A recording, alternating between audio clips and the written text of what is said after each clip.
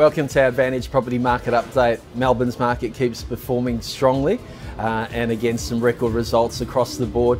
We saw a massive sale in McRae House sold for 2.9 million, 1 million over reserve, and we're seeing now with the new Peninsula Link and East Link that prices down the Peninsula suburbs are performing very, very strongly. I think this will continue in the future.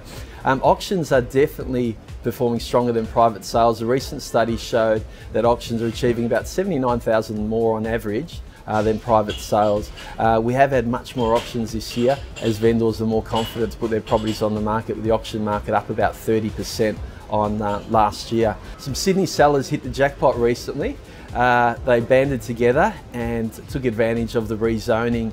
They basically sold 9 houses together for a total of a whopping $72 million.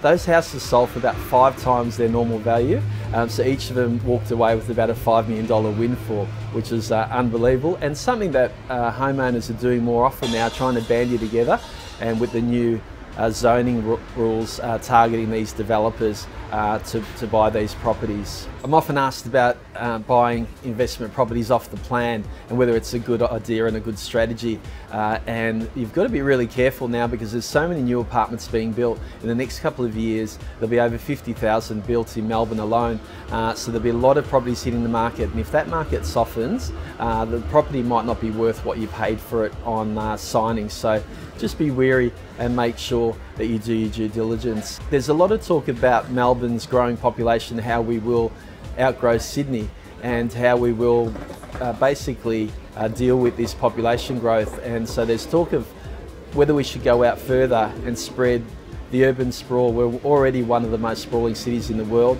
50 new suburbs were created since 2006, so there's a lot of discussion as to whether we should do more medium density, high density development in inner suburbs, or have to create all this infrastructure in new suburbs. Please don't hesitate to have a look at our website, advantageproperty.com.au, which has all of our popular services, our buyer's advocate, seller's advocate services, as well as our property management and owners corporation services. Until next time, we'll see you then.